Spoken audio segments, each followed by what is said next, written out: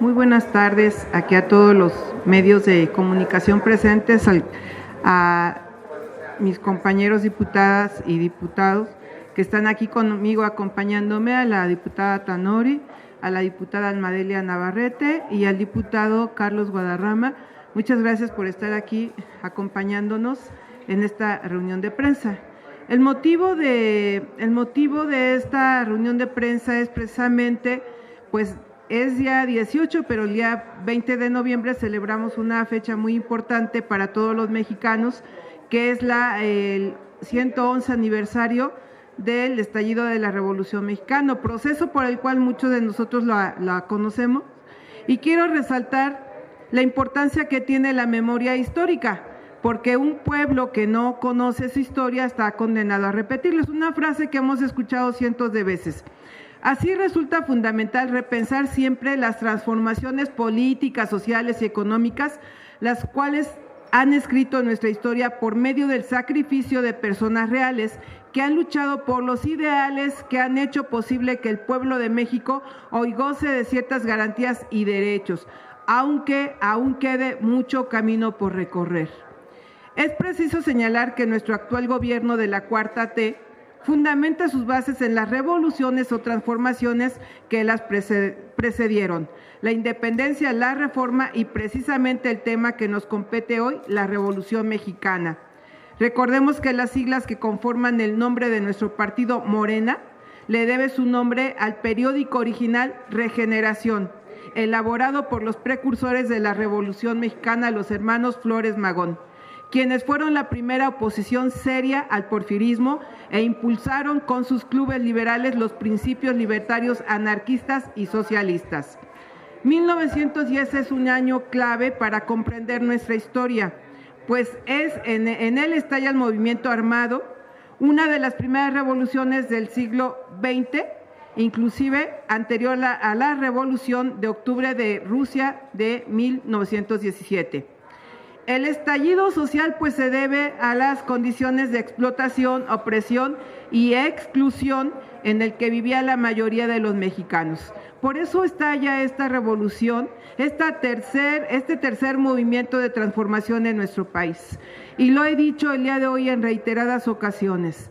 Este estallido de la Revolución Mexicana es un proceso que se inicia la mayoría de las veces porque nuestros campesinos indígenas pues utilizaron un recurso que en ese momento tenían, que era los caballos, y que también utilizaron mucho los trenes, los ferrocarriles. Entonces, esa Revolución Mexicana tiene esos vehículos de transporte, de comunicación entre todas las regiones. No olvidemos nosotros rescatar que un Francisco Villa, Emiliano Zapata, luchan por las cuestiones sociales de esa población. También reiterar que en esta cuarta transformación, todo mundo lo dice, es una cuarta transformación que ya no es un proceso armado, es un movimiento pacífico en donde los ciudadanos salimos a caminar, salimos a dialogar con la gente casa por casa, y es una cuarta transformación que es una forma de llegar al poder en una forma pacífica. Esa es la gran diferencia. La tercera transformación fue a caballo y en tren. La cuarta transformación es la movilización de la mayoría de la población caminando y dialogando con ellos. Recordemos también que en ese periodo, antes como preámbulo a la Revolución Mexicana, pues se dieron estallidos de las huelgas de Cananea, de Río Blanco, y que hubo periodistas que escriben, que vienen a entrevistar a el dictador de ese momento, Porfirio Díaz, en donde él dice que México está ya listo para hacer un gobierno, para tener un gobierno democrático, y de ahí pues Francisco I. Madero pues retoma esas declaraciones y empieza a escribir su plan de San Luis Potosí. También John Kent Turner, en México Bárbaro, también nos expresa y nos detalla con lujo de detalle la explotación, la opresión que existía en el campo, en las haciendas del Enequén, en las haciendas del azúcar, en las haciendas pulqueras, etcétera, etcétera. Entonces, todo configuraba una sociedad de tipo feudal, Los señores dueños de las 3,000 y pico de haciendas y ranchos que había en México vivían como auténticos señores feudales con derecho de piernada y todo. La clase política estaba cerrada a todo tipo de circulación o renovación, al grado de que las élites políticas constituían una especie de gerontocracia por la avanzada edad de sus principales personajes. Entonces, son acontecimientos que nos están diciendo que cuando el pueblo se siente oprimido y está bien dirigido, entonces la semilla empieza a fructificar y se da este estallido de la Revolución Mexicana. En 1917, ya después del asesinato de Francisco I. Madero, después se unen Francisco Villa, Emiliano Zapata. En 1917, Venustiano Carranza, quien el día de hoy inauguramos una exposición fotográfica sobre lo que él realiza, que es todas estas expresiones populares se tenían que capitalizar para llegar a un orden político en donde a partir de 1917 se establece y se escribe la Constitución de 1917, que es la que nos rige actualmente, en donde aquí enfrente de nosotros tenemos pues el marco donde están todos los constituyentes que formaron parte de esa redacción de nuestra Carta Magna. También recordar que en los pasillos, o más bien los murales que tiene esta Cámara de Diputados, vemos también en esos murales escenas de la Revolución Mexicana. Vemos a un Francisco I. Madero, vemos a los constituyentes como Venustiano Carranza y demás estar formando parte de esta riqueza cultural histórica de nuestro país, porque la Revolución Mexicana fue una revolución armada, pero también hubo una revolución cultural muy importante. Los grandes muralistas aportaron a esta Revolución Mexicana, pues no había otro tipo de elementos como los que hoy tenemos, entonces había que manifestar esa expresión cultural.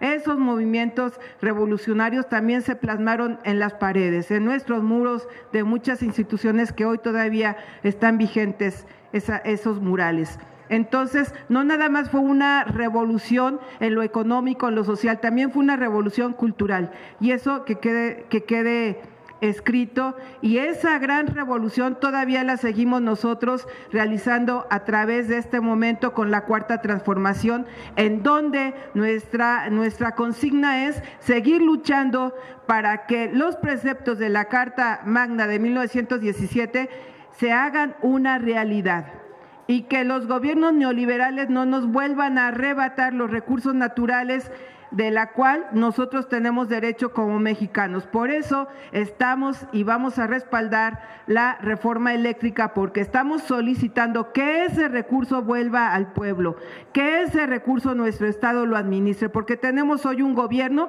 que va a seguir luchando por la causa de las mayorías, por la causa del pueblo. Esa es la revolución que en este momento también nosotros somos partícipes, somos integrantes de esa Cuarta Transformación, y decirles que vamos a seguir adelante y que no vamos a claudicar en esta lucha, porque tenemos bien clara la mira. La mira es una transformación que llegue a todos los rincones del país. La mira es una transformación cultural, educativa, social, económica, política, en donde la corrupción se ha apoderado de todos los niveles, y esa es la lucha que nosotros tenemos que realizar en este momento.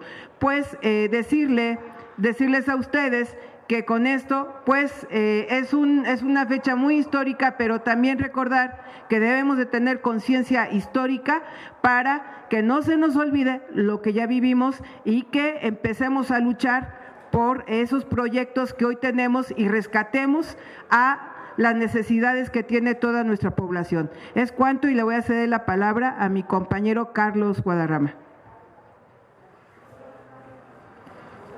Muchas gracias, compañera diputada María Eugenia. Pues nada más reforzar el tema importantísimo del 111 aniversario de la Revolución Mexicana.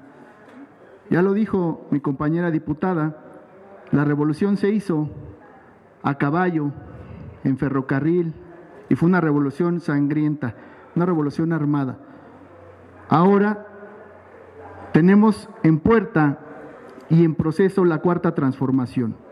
La Cuarta Transformación a través de la revolución de las conciencias, en donde todos los días casa por casa, barrio por barrio, se defiende la Cuarta Transformación a diario. Esto es importantísimo y para muestra basta un botón. El 7 de septiembre del presente, las diputadas y los diputados aprobamos en lo general y en lo particular la Ley Federal de Revocación de Mandato. Esta ley permite revocar o no a el ciudadano presidente de la República y esto se dará el próximo 10 de abril.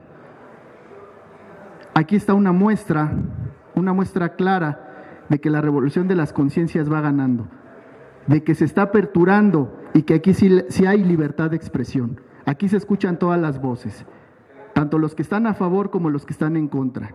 Y si hay alguna duda, vamos el 10 de abril a participar en la revocación de mandato. Muchísimas gracias.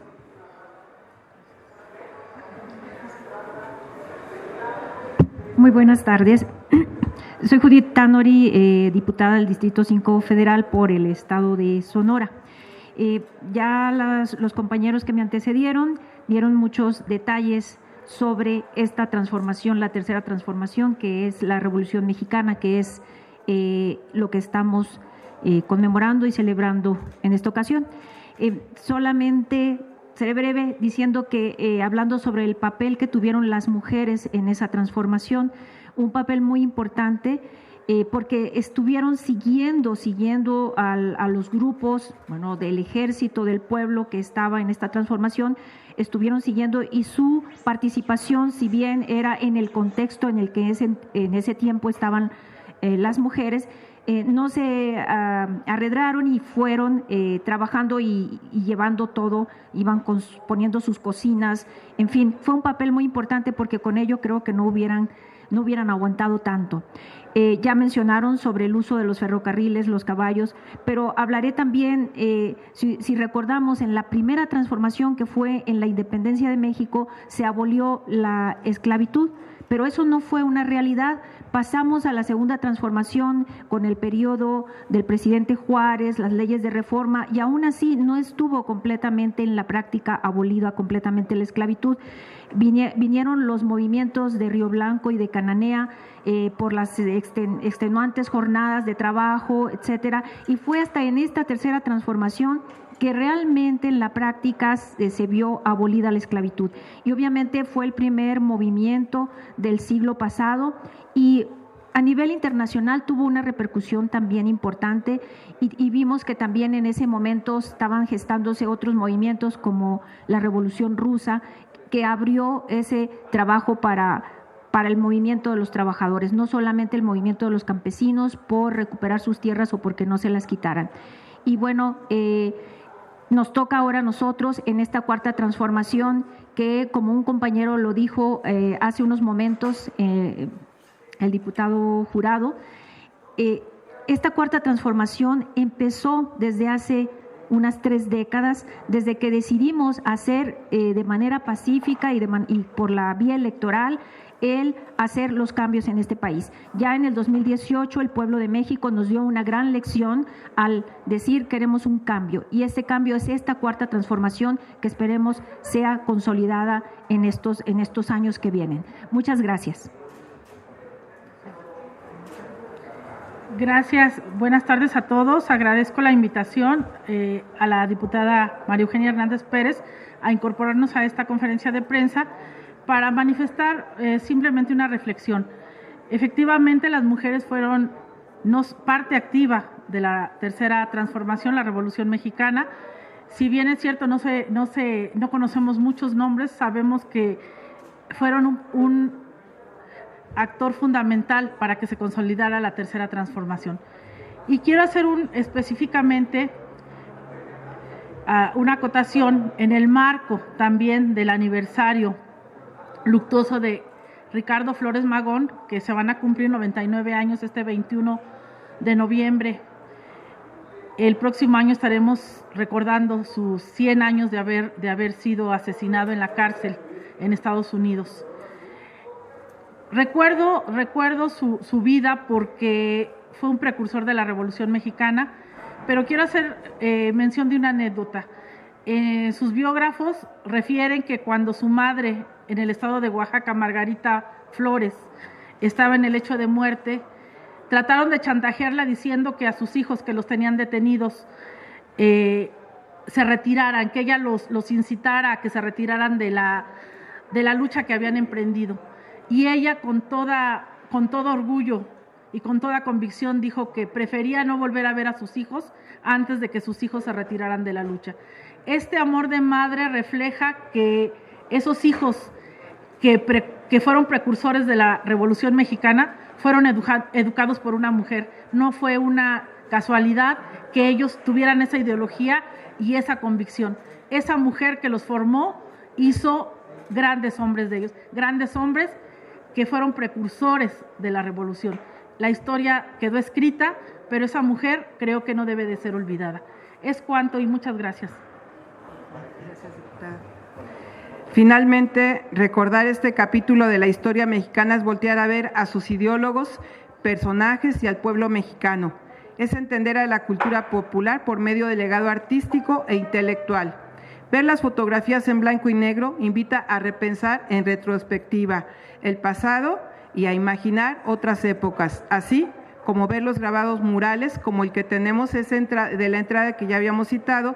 Rescatamos el nombre del artista grabador, pintor y muralista Adolfo Messiac, que tiene por temática pues los grabados de los murales de la Revolución Mexicana.